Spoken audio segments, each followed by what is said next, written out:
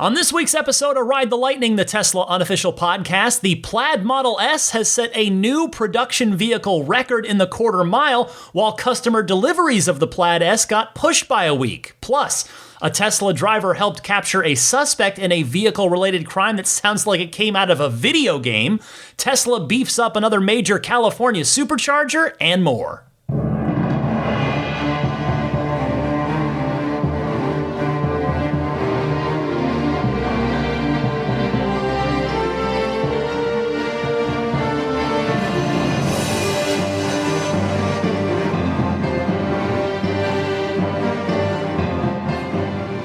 What's happening, friends? Welcome to Ride the Lightning. It's your weekly Tesla unofficial podcast for June 6th, 2021, episode 305. Daisy the Boxer to my left, and she is fired up as of now. She's been running around doing a little post-dinner playtime, so we'll see how long that lasts until she inevitably passes out. But it's good to have her here. I have our next follow-up for her. They're going to do another echocardiogram of her heart early next week.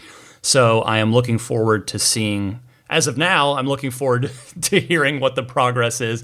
And because hopefully it is progress, and hopefully we're not just treading water or moving in the wrong direction, but it's been going in the right direction. Hopefully it will continue to do so.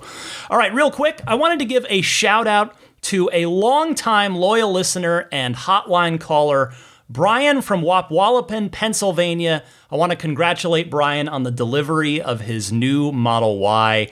It's his first Tesla. He's been listening and calling in for a long, long time. So Brian, enjoy it. I hope you drive it always in good health. Hey, one other thing real quick. I wanted to mention that this time right now marks the 5-year anniversary of me bringing this podcast to Patreon. Obviously, again, as I always say, the podcast is always free. It will always be here for you. But it is 5 years on Patreon now, and the 6-year anniversary is coming up soon. But I just want to stop at the top of the show and thank everybody who is supporting me, who has supported me.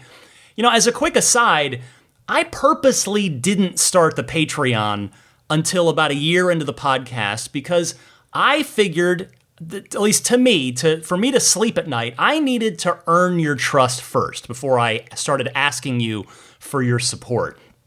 I know that I've got to earn it. That is not simply given. And I've done my best in these 5 years since Patreon launched to continue putting in the work and doing a well-researched, well-informed, enthusiastic podcast that you can count on to be there every single week at the exact same day, exact same time each week. So, you know, if you've been listening for a while and you enjoy the podcast each week, I would certainly appreciate it if you did consider a pledge. The support tiers start at just $5 a month, and even that will get you early access to each week's show in return. There are more, there are higher tiers that stack all kinds of fun perks. I mean, your support, quite frankly, is what justifies the substantial amount of time and energy that goes into this podcast each and every single week. So all I can really say is that I appreciate your consideration. I mean, you can support me or just read more about those different support tiers and perks that you get at each of those tiers on my Patreon page at patreon.com/Tesla podcast. And I guess I'll just mention there are both monthly options and an annual option for people that prefer that. All right, on with the show here. First up this week, I thought on this episode that I would be reporting on the Model S Plaid delivery event. Well, not just yet. That Plaid delivery event has been pushed back as of now to June 10th. Elon taking to Twitter to say, needs one more week of tweaking. So I would guess, since he did not specify, that probably means something software related. So either the version 11 software overall, or my guess, if we're waiting on something specific, I would suspect that the Smart Shift functionality is still being tweaked because, again, this is a car that is going to guess which gear you want to be in, whether you want to be forward or reverse. So we'll see if that, if we'll ever find out what the holdup was, if it's that, if it's something else. But anyway, that would certainly explain why I had not heard about any invites going out by the time I recorded last week's episode, although as I record here late on Friday night, June 4th, I'm still not aware of anybody receiving any invites. So Tesla usually sends out, they usually don't send out invites to events too far in advance, but again, even as I sit here recording, we're under a week to go. So I'm a little skeptical that this event is going to happen on June 10th even, that I wonder if it's going to get pushed back a little bit more. But in any case, I'm sure I'll have some kind of update for you next week, whether it's, hey, I was at the event and here's what it was like, or I wasn't at the event and here's what went down, or they pushed the event back one more time. So we'll be keeping a close eye on that, obviously, because this is a big deal, the Plaid Model S.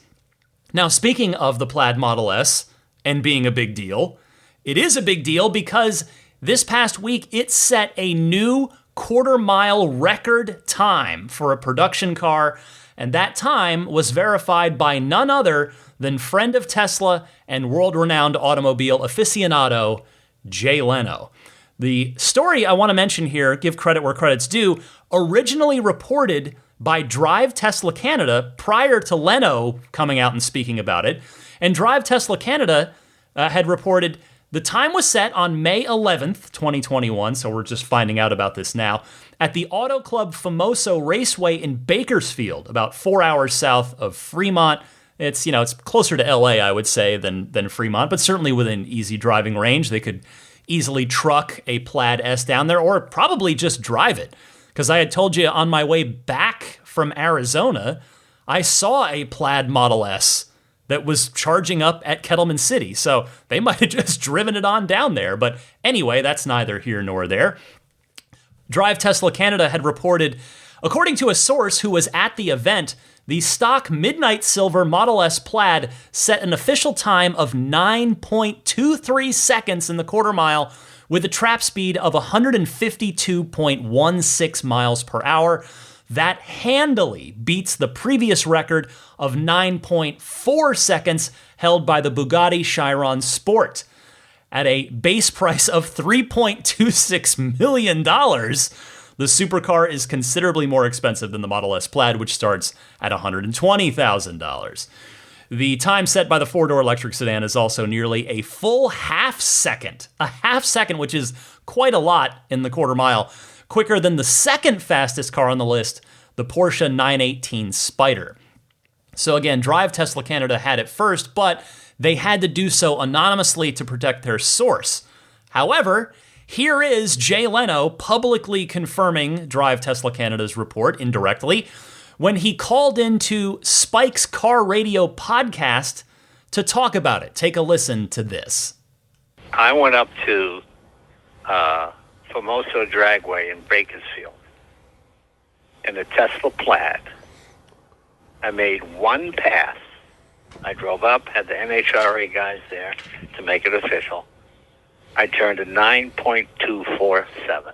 Come on. At 152 miles an hour. I'll send you the... Wow. Ask him 150 or 162? Completely stock. Wow. Was it 152 or 162? It was unbelievable. 152 or 162? 152. 152. Impressive. Yeah, that's impressive. Motorcycle speed. Wow. Well, be careful. Oh, yeah, I mean, and you're talking a four-door car with the air conditioner. Yeah. Wow. That's very cool. You want me to send you the timing slip here? Yes. We got nothing to do. Just send it along. That's what I figured.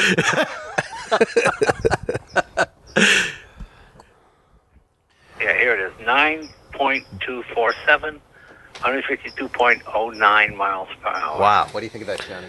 There you go. I think competition is great, but I don't know. To me, it seems like Tesla is 7-8 years ahead of everybody else in battery technology. So I got to go with that one. Yeah. I mean, it's just I gotta go as the guy who built the infrastructure before he built the car. Yep. I mean, to me, that's the genius. When you're so confident in your product that every major manufacturer makes electric cars. You can plug it in anywhere. Yeah, okay, but not really.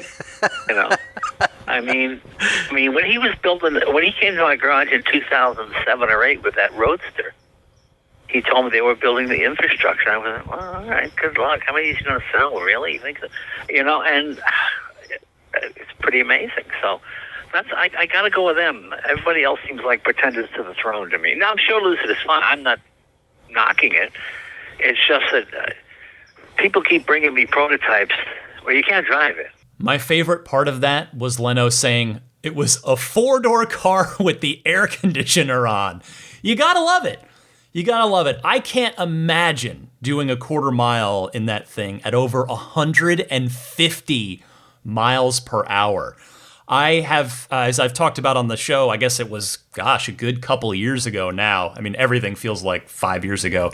But I had my one, I went with the club, did a club event at the drag strip up near Sacramento. And it was a thrill. It was awesome. The Model 3 Performance does it my car did what it was supposed to do, which was 11.8 seconds in the quarter mile. And I believe my trap speed, I don't know if the slip is somewhere. I didn't dig it out for this recording. I should have.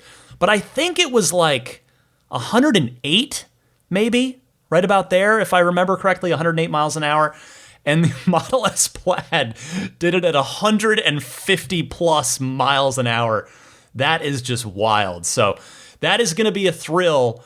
If for those of you who are getting one, I recommend, you get your safety gear. You're going to need a helmet. You have to get a fireproof, I think, jacket at least, like a top. But it's a thrill. I mean, just got to have a good grip on the wheel, keep it straight. But it is fun, and I can't imagine how much fun that's going to be in a Model S Plaid where you're getting off the line in 2 seconds, 0 to 60, and then you're getting up to 150 in the quarter mile. That's going to be a thrilling 9.24 seconds. Great stuff right there. Next up this week, a Tesla driver helped lead to the arrest of a man suspected at shooting BBs from a BB gun from a highway overpass at perhaps, this is all accusation for now. There's no proof. Nobody's been found guilty yet, but somebody has been shooting at dozens of cars with a BB gun on a Southern California freeway. And the police think they have their man in part to a Tesla driver. I want to thank longtime listener and Patreon supporter Jason Chalukas for sending me this story from the Press Enterprise publication, who writes, an Orange County man was charged with 3 counts of attempted murder in connection with the gunfire that shattered the window of a car with 3 occupants in it in Norco this week. And investigators believe Jesse Leal Rodriguez fired at and damaged at least 6 other vehicles. Rodriguez is the man who was arrested after several motorists on the 91 freeway near Tyler Street in Riverside reported that their windows were shot out. Soon afterward, police located Rodriguez driving his maroon Chevy Trailblazer, which matched the description of the suspect vehicle from Norco, and arrested Rodriguez, a Riverside County District Attorney's Office news release said. Now, here's the part that's relevant to this podcast. It's how they caught him. Earlier that day, around 1:30 p.m., a Tesla with 3 occupants was shot at with a BB gun in the area of Hamner Avenue and Hidden Valley Parkway in Norco. The Tesla's video system filmed a maroon Trailblazer in the area. The victim reported the attack to the Riverside County Sheriff's Department, which notified the CHP, the DA, according to the DA's release, quote, shooting at moving vehicles with a BB gun or pellet gun while traveling at high speed on our roads or freeways is incredibly dangerous, said Riverside County District Attorney Mike Hestrin. Quote, shooting out the windows of cars could easily startle drivers in traffic and cause a major accident. We are all relieved that no one was seriously injured by these crimes, end quote. And here's the penalty portion. If convicted as charged, Rodriguez faces 57 to life in prison, according to the Sheriff's County press release. Now, let me first say that I wish all cars had built-in dash cams the way that Teslas do. Now that so many cars out there, more and more cars, have camera systems. I mean, not even, you don't even need to necessarily have a camera system all around the car the way that Teslas do, but many cars have forward-facing camera setups. So I hope more and more cars and car companies start implementing this, because it's just like, why wouldn't you? Why wouldn't you? But for the time being, word is going to continue to get around that Teslas are recording all the time, whether they're driving or whether they're parked. And as for this suspect, if he indeed did it, if he is indeed found guilty, all I can really say is two things. One, why? It's not only dangerous, but it's just cruel. It's cruel. I mean, this is something, as I said at the top of the show, it's like you've been playing Grand Theft Auto and think, oh, yeah, I'm going to go out and do that in real life. I'm just going to go just post up on a freeway overpass and with my BB gun and just start shooting. I mean, I don't understand the mentality there. But the other thing that I'm a car person, I mean, again, the potential for accidents and injury and potential loss of life, that's far and away number one. Don't get me wrong there. I mean, this extremely dangerous what the suspect is alleged to have done. But the other thing that I want to say as a car person, lifelong car person, well, if you listen to episode 1 of the show, you know that my passion for cars goes way back before Tesla. And honestly, cars to me, they are almost always, I mean, they're usually someone's most expensive possession outside of their home, and no matter what kind of car you drive or how much that car costs. I mean, cars are expensive. They are just a very pricey piece of our lives. And to me, it's just, come on, show a little respect for what people work really hard for, which are those cars, again, regardless of how expensive they are. So, yeah, I'm glad nobody has been seriously hurt by this person. Again, allegedly this person, by somebody. And yeah, and if you can't show a little respect for what people work really hard for in their cars, then basically it kind of comes down to the old saying, I've seen this on the internet, and I think it's pretty funny and, well, pretty apt, honestly. Play stupid games, win stupid prizes. 57 to life's a pretty stupid prize for taking potentially dangerous pot shots from a freeway overpass. That's seems like it's not worth it, but I guess this suspect's rolling the dice here to see what happens. But that's still the Tesla portion of this. It's pretty cool that a Tesla helped lead to a suspect arrest on this. Next up this week, thank you to listener Steve McKeering for sending this one in. It's not a car story, but it is an interesting Tesla energy story. I know I have purposely said I don't generally cover the Tesla energy stuff too much, but I thought this was worth pointing out. This is, it's half of what Tesla wants their business to be. I don't think that the energy side of the business is 50% of the Tesla business now, but at Battery Day, that's what Elon talked about as the goal. They expect Tesla energy to account for about half of the business by the end of the decade. Anyway, a Tesla Power Pack battery has stepped in after a coal plant exploded in Australia. Steve pointed me to an article on Teslarati, which says, an explosion at the Clyde Power Station, a coal-fired power plant in central Queensland, Australia, resulted in mass power outages from the New South Wales border to Cairns. And I apologize if I'm mispronouncing, if it's Cairns or Carnes. More than 470,000 customers were affected, particularly as the explosion caused a cascading impact on the Queensland grid.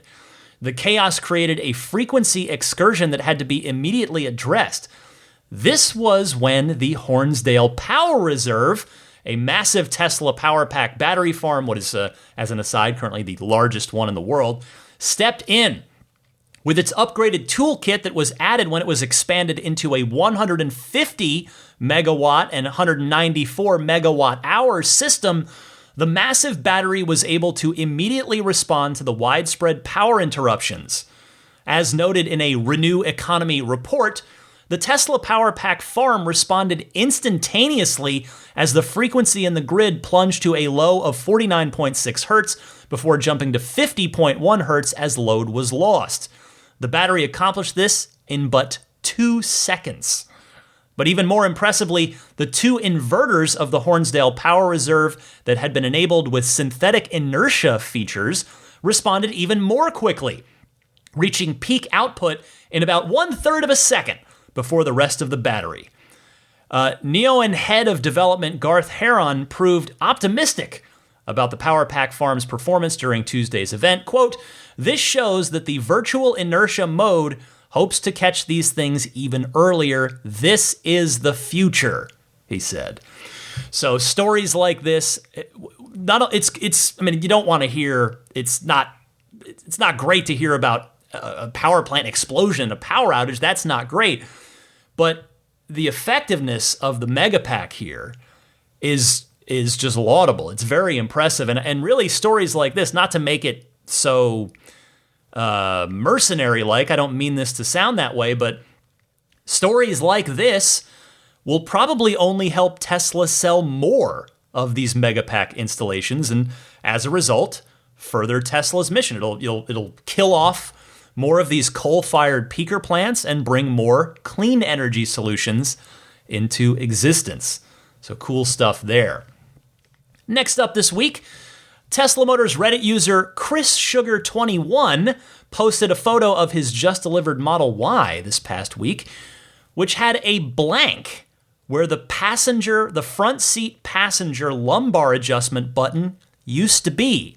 The round disc-shaped button, gone. In place of it, a blank. And other Redditors in that thread chimed in to note the same thing on their newly built, newly delivered Model Ys.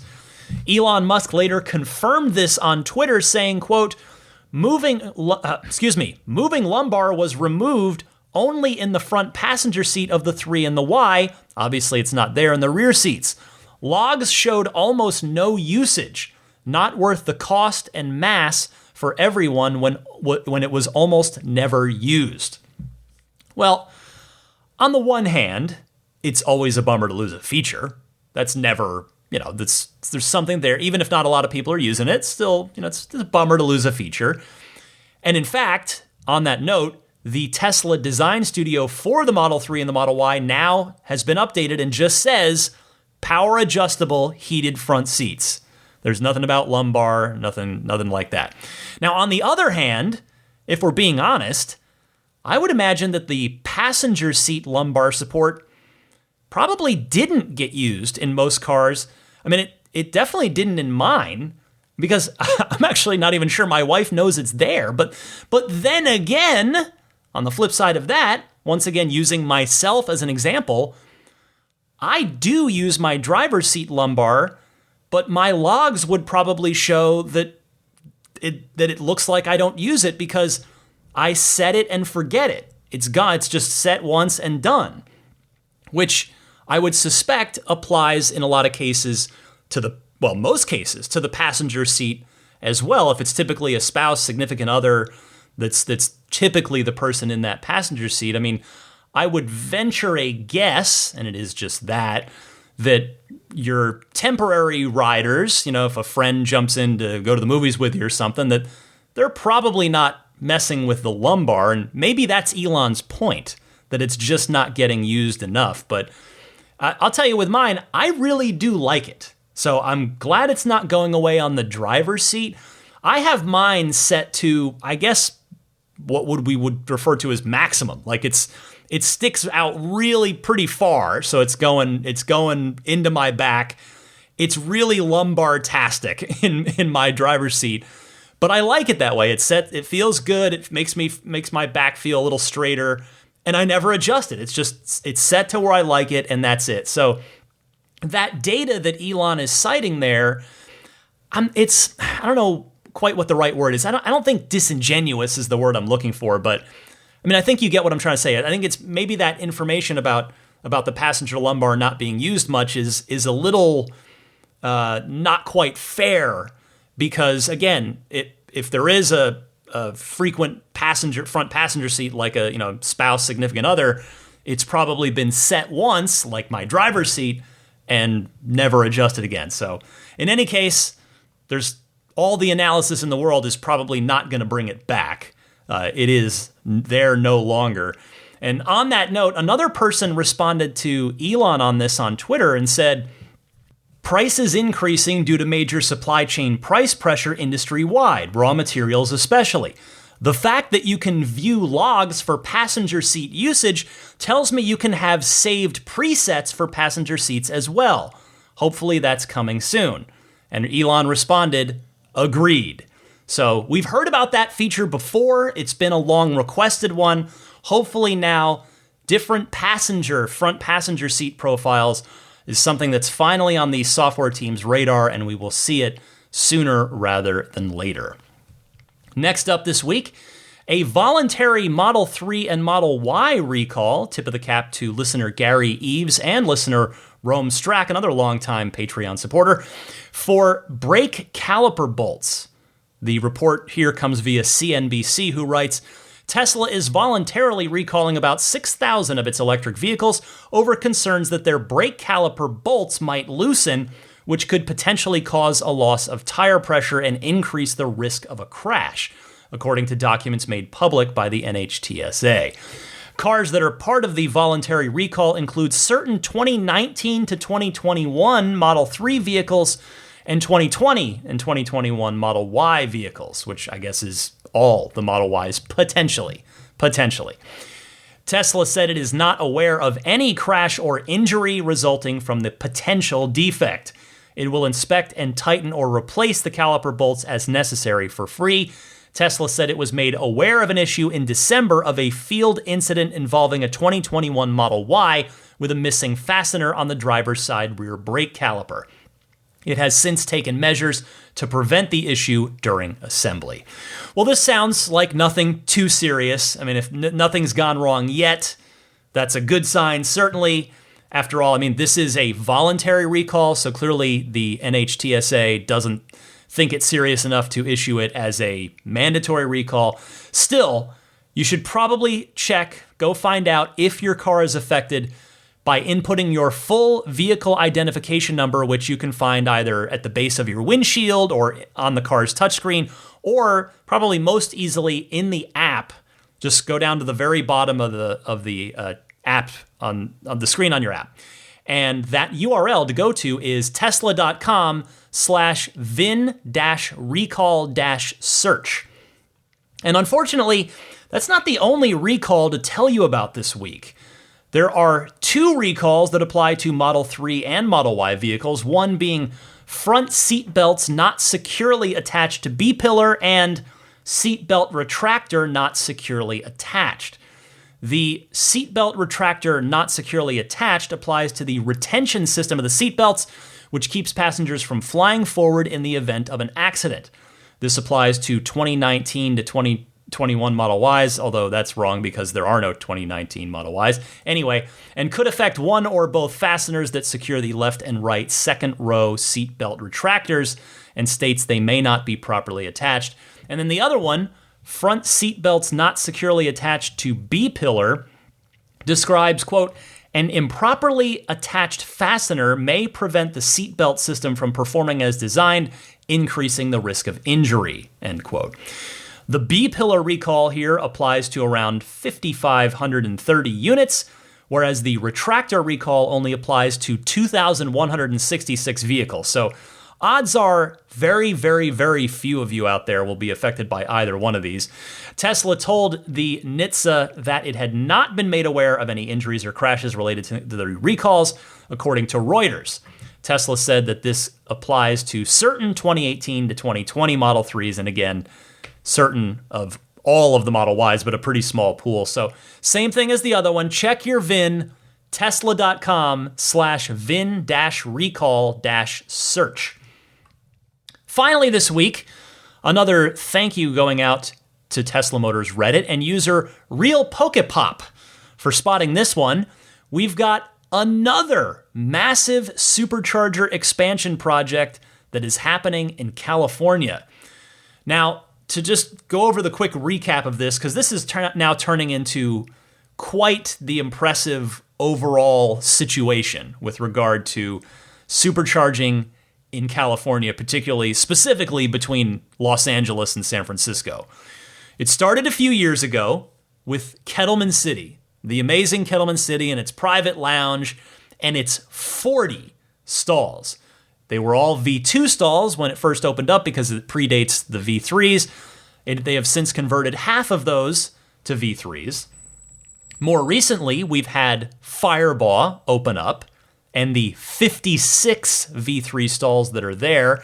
And if I didn't mention it last week, I'll tell you real quick that I was just there on my way to and from, I think, Los Angeles to go see the Tesla Roadster. And there are, I forget how many, but it's maybe like another 6 to 8 spots that are clearly pre-wired. They're just these posts in the ground that are clearly ready to go for more superchargers at that station. But 56 for now.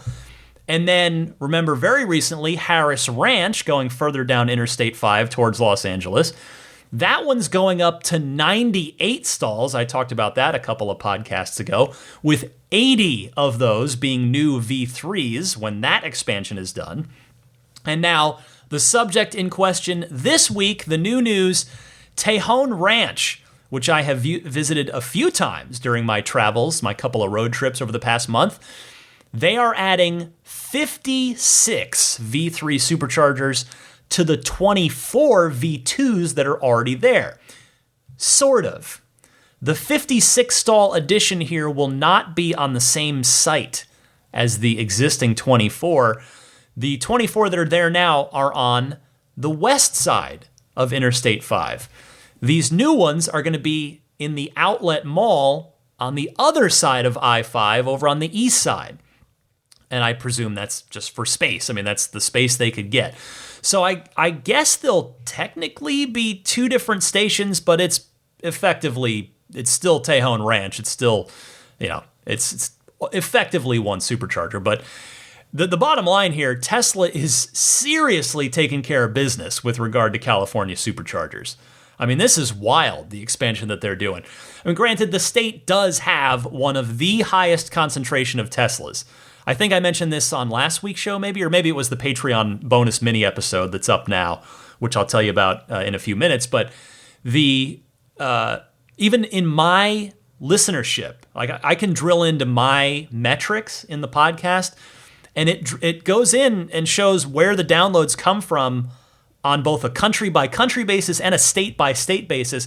California is far and away. That's where the plurality of my listeners are listening from is California, but there are plenty. I mean, Texas is another big one. I got a lot of Texas listeners out there, New York, and then country-wise, UK, I think, is number 2, and Canada is number 3 behind the United States. Anyway, that's about me, and you guys don't care about me, care about Tesla. Anyway, the California Supercharger expansion, I mean, yes, California has the highest concentration of Teslas, and the LA-San Francisco corridor is definitely a busy one. But if you do the math here, just those 4 stations that I just talked about, that is 274 supercharger stalls, with over 200 of them, if I have my math correct, it's 212 of those are V3s, which means it will not matter if the station is packed and there's one spot left. So you could just pull right in, and it doesn't matter if somebody else is charging next to you. And by the way, I'm not even counting that. Again, that's 4 stations. I'm not even counting the other stations along that LA, San Francisco I-5 corridor. There's Bakersfield, there's Buttonwillow, and up north towards San Francisco, there's Patterson, which is a nice, I've hit that one a few times in the last few months. That one is a pretty new, I believe it's 8 stalls, and they're all V3. That's a great spot as well. So it is just awesome to see what is effectively the exact prototype for what supercharging should look like everywhere and will look like everywhere in time. California is kind of this sort of setting the benchmark here, which is great to see Tesla taking care of its home turf. And again, its busiest, most populous area. Now, speaking of the V3s on the supercharging side, that's something I was going to talk about after my recent road trips that I think I forgot to do, but I have realized, I mean, at the risk of stating the obvious, some of you are going to hear this and go, well, duh, but just after being out there and using the car and driving it long distance on road trips, I have realized very clearly recently that the best thing about the V3 superchargers, in my opinion, isn't really the higher peak charging speed. It's not the 250 kilowatt peak charging speed. Sure, that's nice, don't get me wrong. But the real coup de grace, the real just ultimate victory of the V3 superchargers is that they're not paired. You don't have to share juice with the person parking next to you. You can pull in, as I said, pull into a packed supercharging site, and if it's a V3 charger, it doesn't matter. You're still going to get the maximum charge rate. So even though the V3s, yes, they peak higher, they peak at 250 versus 150, but really it's just in practice, it's more like, I mean, if you come to the same scenario, a packed V2 charger and a packed V3, you're going to be getting up to that 250 kilowatt on that V3 that's packed, whereas on that V2 charger, which Tejon has been packed the few times I've been through there recently, in my experience, you'll get the short end of the stick on the paired superchargers, the paired circuit, and you might get 40, maybe 50 kilowatts for a while until the other person starts to taper down and you can taper up. So that's really the key difference to me. It's really not the peak charging speed, it's that they're not paired. Love it. Love the V3 chargers. All right, that will do it for this week in Tesla news, but stick with me. I've got plenty of your phone calls, excellent topics and questions coming up right after this in the Ride the Lightning hotline.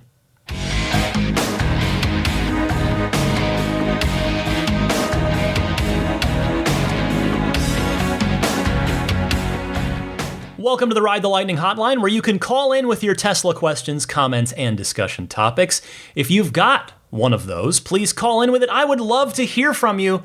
Two easy ways to call in. Either use your smartphone's built-in voice recording software, record your question. Please try to keep it to 90 seconds or less so that I can get to as many people each week as possible.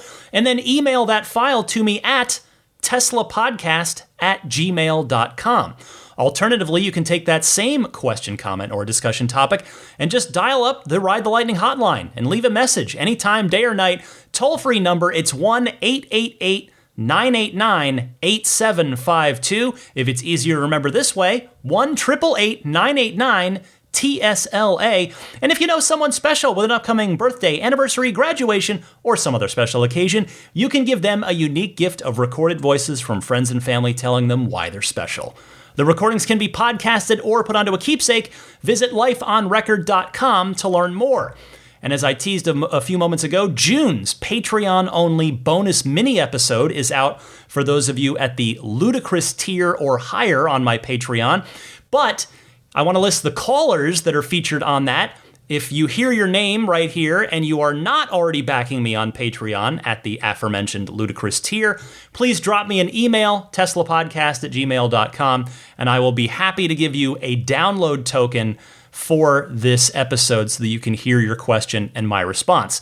So it's Kevin from Colorado, Dave from Yorktown, Marty, Andre from Norway, Kyle from Detroit, Adam from Portland, Louis from Florida, Chris from Lamont, Illinois, Alex from Winter Garden, Florida, Julio from Madrid, Spain, Josh from Niagara Falls, Canada, Ken, and Crawford from Lexington. Thank you all so much for your calls. But for this week, let's kick it off with Bob from Austin. Hey, Ryan, Bob from Austin. Just in case you hadn't noticed today, the bill for continuing the rebates on EVs was reported out of committee in the Senate, and the next step is a vote for the two full bodies. That's a major step. We're hoping for success. You'll want to look it up. but essentially it's a $10,000 rebate for Teslas and a $12,500 rebate for everybody else. And when you do your research, you'll see why. But that's good hot news. Thank you, Bob. Yes, I skipped this last week because, quite honestly, I don't want to get everyone's hopes up. I figured I'd wait until it was done, if it gets done, or it gets, legitimately really close. Hopefully this one will, though. I mean, I wouldn't quite classify it as on the doorstep or imminent just yet, but now that we are talking about it, let's just go through the highlights. It's the Clean Energy for America bill proposed by Michigan Senator Debbie Stabenow. And for those wondering what Bob was alluding to there about you'll see why the Tesla credit is less, the reason for that is because the credit is made up of chunks. You get a $7,500 credit for any EV period. Another $2,500 on top of that, if that electric vehicle is built in the United States, and then a final $2,500 on top of that for an EV built by unionized labor, and Tesla, of course, is not unionized. Quote, "We picked a winner and they won 100 years ago. Now we're just trying to level the playing field," said Senator Stabenow. Also, there would be no production cap on this. That means it would remain in effect for 3 years, or I guess if other politicians took power and decided to willfully get rid of it. But better yet, it would last until 3 years, or the other condition stipulated here in the bill as currently proposed, it would last until 50% of U.S. passenger vehicle sales are electric vehicles. So here is hoping that this one does make it to the president's desk for a signature, but we're not quite there yet. We are not to that point. So we'll see. I'll keep an eye on this one. Next up, Fred from Pleasant Plymouth, Minnesota. Go ahead, Fred. Hey, Ryan. This is Fred from Pleasant Plymouth, Minnesota. Best wishes and good health to you, Daisy, and the entire McCaffrey household. I'm calling in response to caller Chris from Arizona, who wished that Tesla would come up with some additional custom colors occasionally. An idea formed for when I add a Model Y 2.0 to my Tesla stable. My idea is that I would order the vehicle in the standard color and then have the body completely wrapped in a custom color vinyl wrap. My theory is that I would reduce the cost of my Tesla, protect the paint, and have a custom colored vehicle. I know there would be some additional costs, such as an additional charge for the custom vinyl and changing the color on my registration, but I would like some additional opinions on this. Maybe Jeff from Immaculate Reflections has some insights as to cost, durability, and feasibility. Maybe you could even have a canary yellow or titanium metal flake roadster in your future. Anyway, thanks for all you do and keep it up. Fred, thank you so much for calling in. A custom wrap in matte or metallic is absolutely one way that you could go. In fact, some of these wrap materials now have gotten so good that they genuinely, completely look like paint. They will fool you, absolutely. They fool me. My general understanding of wraps, of the proper full car wrap, is that they don't last forever. That apparently they last for a handful of years. But you're right in that it would certainly have the secondary benefit of protecting the paint, in addition to giving you that unique Tesla in the exact color that you want. I believe pricing really varies depending on the detailer and depending on the region you live in. I've heard, and again, this is just secondhand, reading forum threads over the years, that a good full wrap is anywhere from $3,000 to $5,000, but please don't quote me on that. It's definitely worth considering for giving your car a nice personalized color on the outside. Plus, because it's that, or there's what Tesla gives you, which is basically 2 colors plus 3 shades of grayscale. And that's basically what we're down to from Tesla at this point. You got black, you got white, you've got the midnight silver metallic, which is a shade of gray, and then you have your blue and your red. So, a full wrap could be a way to go. Even you don't have to do necessarily a matte or a vinyl thing. You could do a metallic wrap to make it look like paint. Amr from Naperville is up next. Hi, Ryan. This is Amr from Naperville calling. This is the first time calling in, but I've been listening since around 185. You're doing a fantastic job, so keep up the great work. I've been a fan of Tesla since around 2009 and have been obsessively following them since around 2012. But I've only recently become an owner around the beginning of the year when I was blessed to finally be able to get my Model 3 Performance. I absolutely love it. It's been amazing. I did just recently have an issue, though. I had created all my profiles and everything, and unfortunately when I got in my car yesterday, there apparently had been a software update which caused a factory reset, so I lost everything. I tried to see if I could find any way online, if there's anyone that knows how to recover it, but I wasn't able to see anything. And apparently this has happened to other people in the past as well.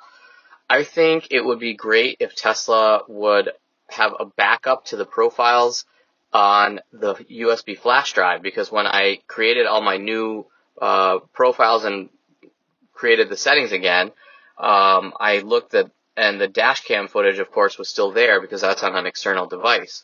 Unfortunately, everything else, though, was lost.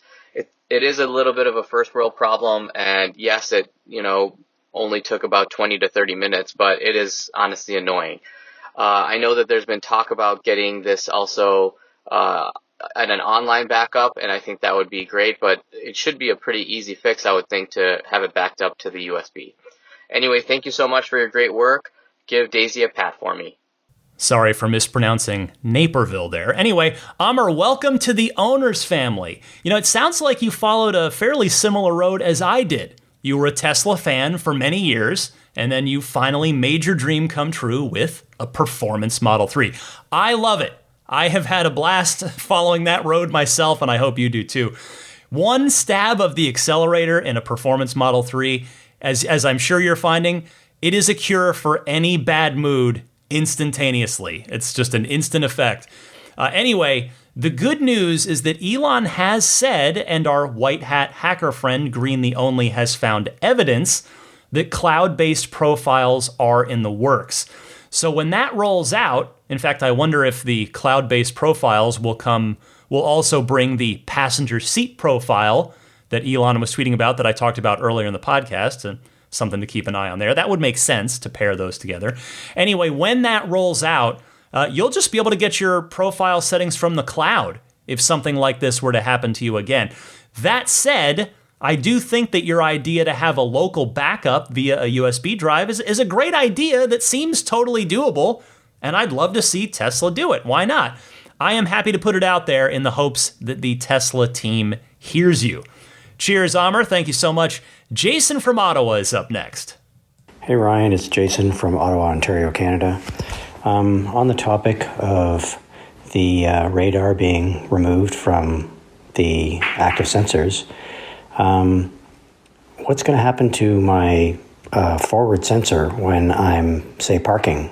I kind of use that sensor when I'm coming up to a parking bollard, and it lets me know how far away I am from it, so that I don't scrape my front bumper. I don't think Tesla Vision, because the camera is up in the dash. How is it going to know how far you are away from those bumps? Anyways, love the show as always. Thanks. Keep it up. Bye for now. Hey, Jason, good news. Those will all still work. Those short-range measurements are handled by the parking sensors that are all around the car. There are 6 of them on your front bumper, or I guess 4 if you don't want to count the 2 that are on the front edge of the front wheel wells. But now that you mention it, I'd really like to see an additional camera on the front of the cars on the front bumper for the exact reason that you mentioned. It would really help knowing if you're going to clear the parking space curb as you're pulling into a spot. I get crazy about that all the time in my Model 3. And by the way, before anyone calls in or emails, I know, it's better to back in if you can. But with angled spots that in some cases are in one-way lanes, you can't always do that. Anyway, Jason, I hope that helps alleviate that concern, and thank you so much for calling in. Jamie from Knoxville is up next. Hey, Ryan. This is Jamie from Knoxville, Tennessee. I thought I'd share our recent experiences in a trip to Hilton Head, South Carolina in our Model 3. We arrived at Hilton Head with around 65 miles of range. There's a supercharger there where we planned to charge, but to our surprise, the supercharger was completely down. Apparently, a semi had backed into one of the chargers and taken the entire system down. So now we had to figure out how to use destination chargers for the first time. Many of the chargers were at resorts, and we were not sure if we would be allowed to use them. We went to one resort and were told that we would have to pay a $15 valet fee to park where the chargers were located. So I called Tesla, and they recommended we use the PlugShare app, which was more helpful. We found a charger about a mile away, and I drove the car there the next morning and Ubered back to our condo. It charged at about 23 miles of range per hour, so we left the car there until that evening, which gave us enough charge to breathe easier. When I got in the car the next morning, I found I'd lost 25 miles of range overnight. Just before I left the car the previous evening, I had used the navigation to find the supercharger and check its status, and had failed to cancel the navigation. I assumed the car was conditioning the battery overnight, and that had consumed the energy. The next day, we found the supercharger was back online, and we could relax and not worry about charging anymore. Thanks for the podcast, Ryan.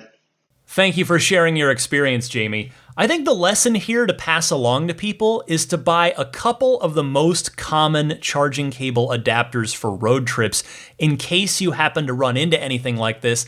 And also, make sure to bring your mobile charging connector with you when you're on a trip. Mine always lives in my bottom trunk well for this exact reason. Now, I'm very lucky in that when I took delivery of my car 3 years ago now, Tesla at that point in time included a J1772 adapter and a NEMA 1450 adapter with the car, along with a 110 volt adapter, that is the actual bare minimum, and that's what they're still including with the cars now. But I have since bought a 1530 adapter, which is the dryer plug, which is what I use when I'm at my parents' house in Arizona, because their laundry room is right off the garage, so it's easy to run the cable. If I back the car in, it's right there, so it's nice and convenient for me. But on the road, you're most likely to run into a J1772 at a public charger or a NEMA 1450 potentially at a destination charger, unless, of course, the destination charger is a Tesla wall connector, in which case you won't need any of the equipment. But anyway, those adapters that I just mentioned, they don't take up much space.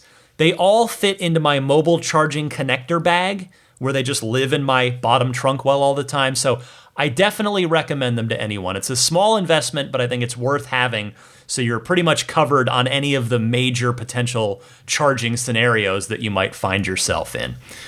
2 more calls coming up on this week's show, and they are both about the Cybertruck. Kemp from Sacramento is up first.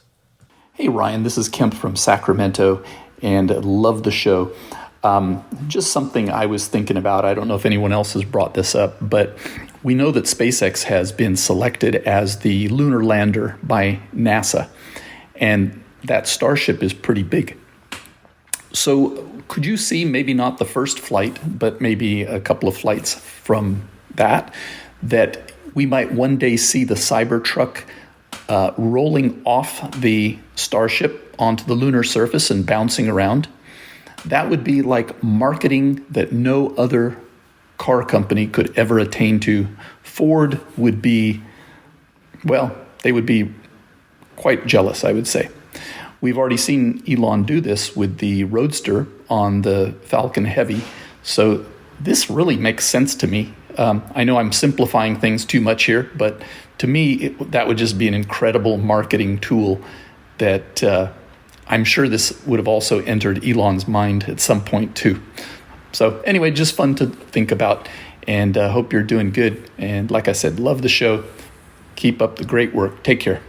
Hey, Kemp, thank you for calling in. You know, you mentioned the Falcon Heavy test flight launching the original Roadster into space, and I agree. Putting a Cybertruck on the moon would dwarf that in terms of being a level of advertising that money simply cannot buy. But yeah, a modified Cybertruck that could withstand the extreme temperature shifts on the moon, on both the inside and outside of the truck, I absolutely think that it could happen at some point. And you are right that I would not put it past Elon to do it. I mean, you'd want equipment that you can trust if you're going to be working on the moon, and who would know the Cybertruck and its capabilities and features better than Elon Musk?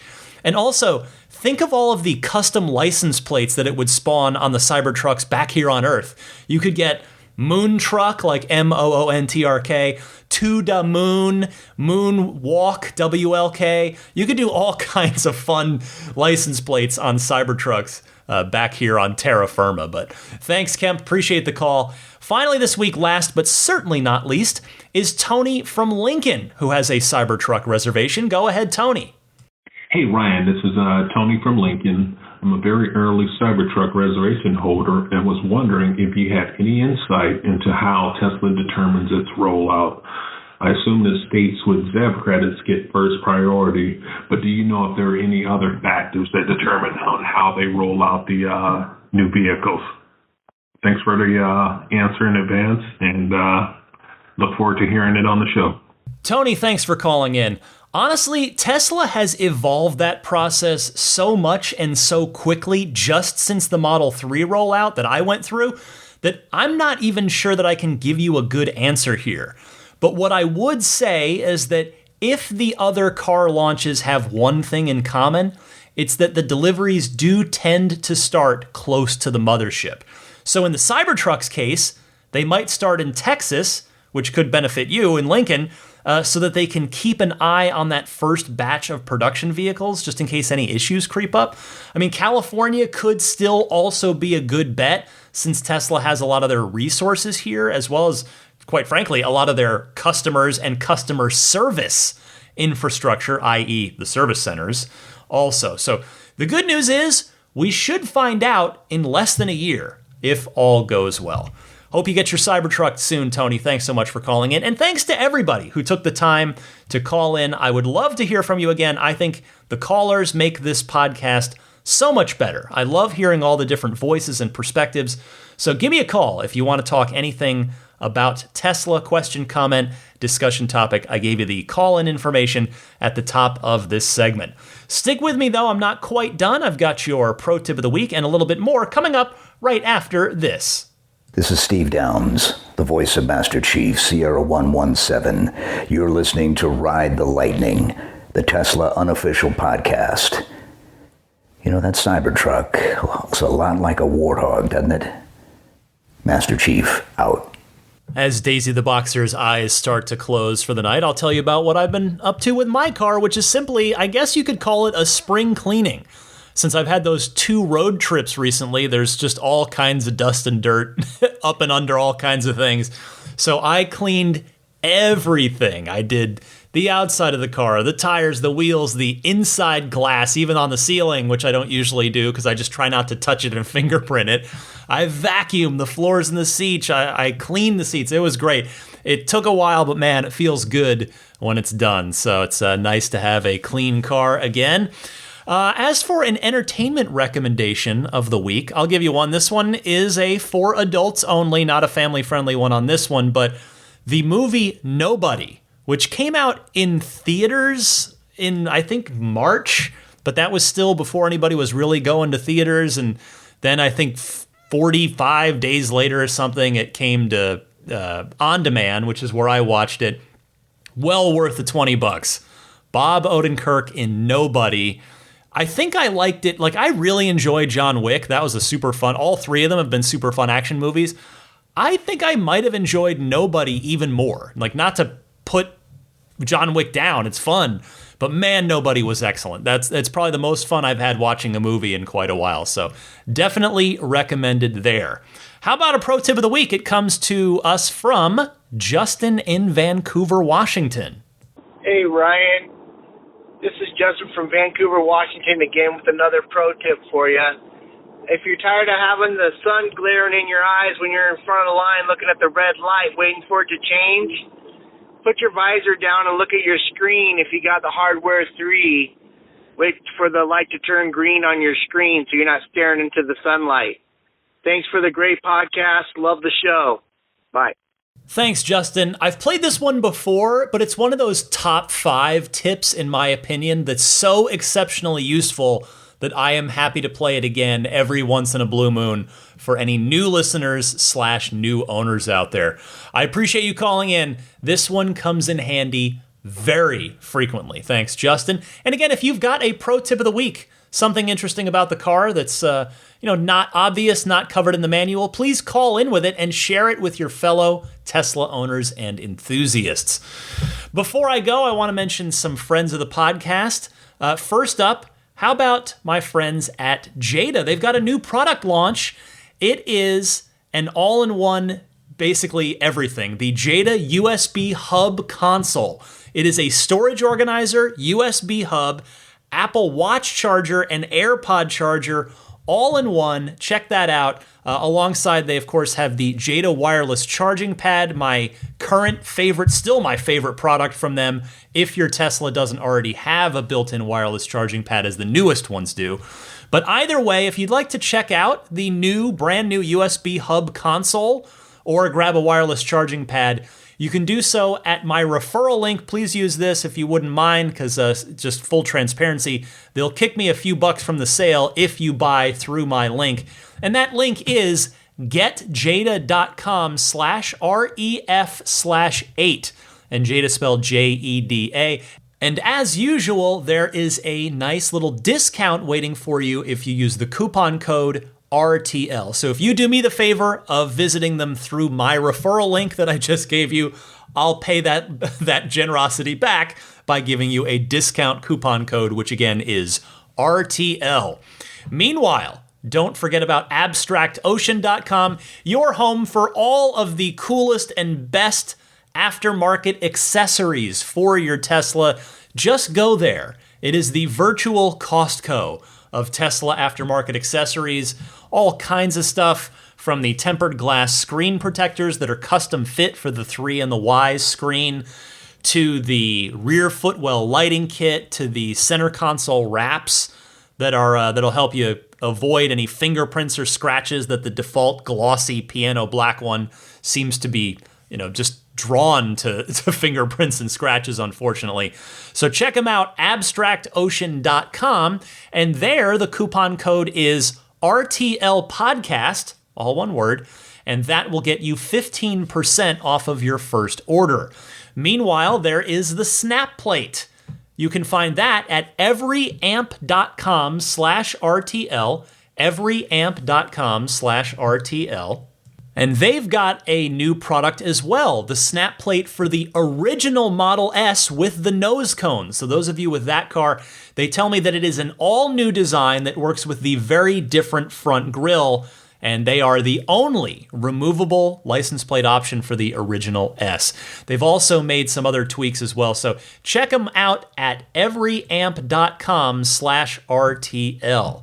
And then, of course, immaculate reflections. If you, and preferably your car with you, are going to be or live in the greater San Francisco Bay Area, irdetailing.com. That's the website.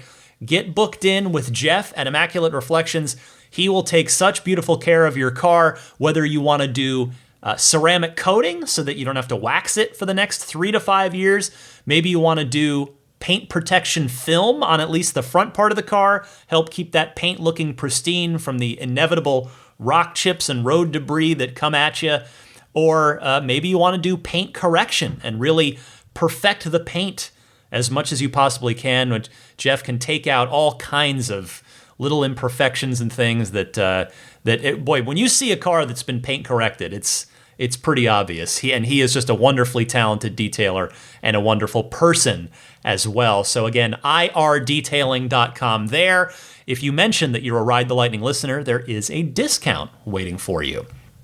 And finally, don't forget about puretesla.com/RTL, your one-stop shop for your Sentry Mode and dash cam needs.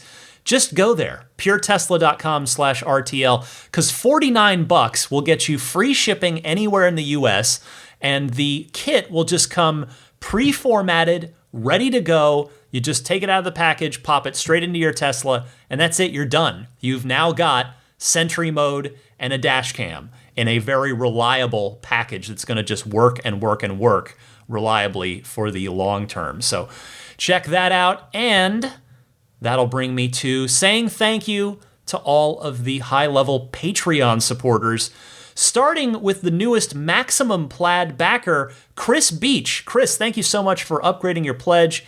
You've been kindly backing me for a while. I appreciate you jumping up to the Maximum Plaid tier. I look forward to speaking with you and the rest of the group at the monthly Patreon Google Hangouts that the Maximum Plaid folks are invited to every month. We've been having a great time at those. Every single month, it's usually, well, it is an hour. I was going to say it's sometimes more, but I'm trying to be better about respecting everybody's time.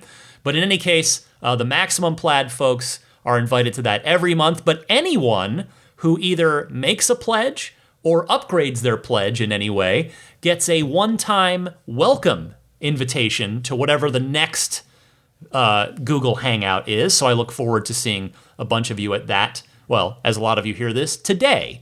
So that's because the next one happens this weekend on June 6th. So looking forward to that.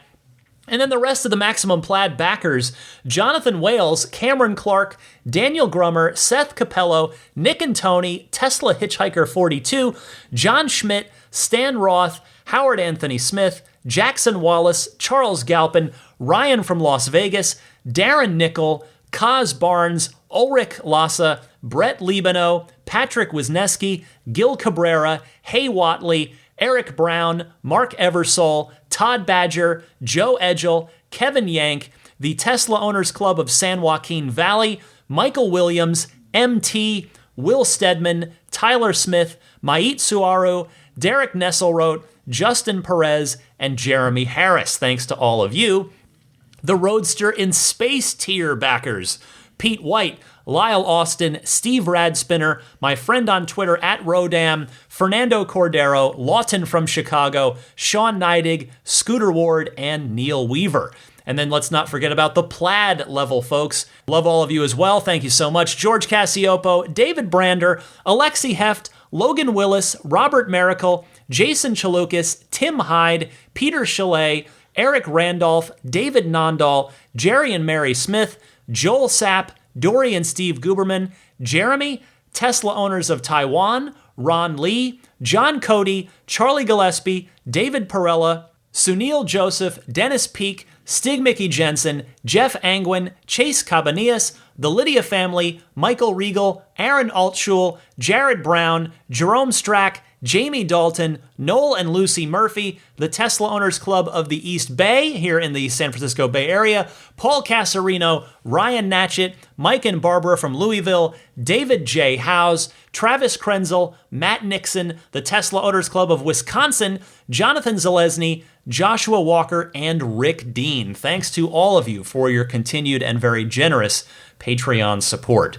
Well, that will do it for Ride the Lightning episode 305. I hope all of you have a wonderful week. It's going to be a busy one in my world, the video game world. Our virtual E3, which is our sort of big conference, annual conference of the year that we didn't have last year for obvious pandemic reasons, is happening in a strange virtual form this year. I look forward to getting back to hopefully real life on that in 2022. But for now, there's a lot of video game stuff to cover. So if you are a video game fan, join us over on IGN.com all next weekend, particularly the Microsoft Xbox press conference with Bethesda now, of course, is going to be next Sunday, June 13th. So anyway, for a now sleeping Daisy the Boxer, I'm Ryan McCaffrey. This was Ride the Lightning episode 305. Happy electric motoring, and I'll see you all again, same time, same day, next week.